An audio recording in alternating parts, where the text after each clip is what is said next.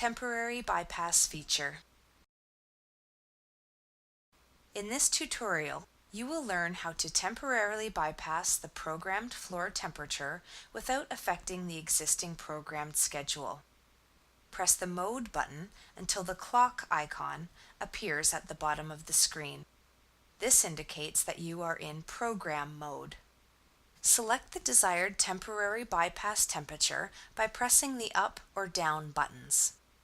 The clock icon will begin to flash, indicating that you are temporarily bypassing the program mode.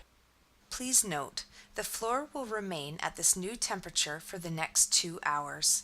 To cancel the temporary bypass and return to the program mode, press the Mode button until the clock icon stops flashing.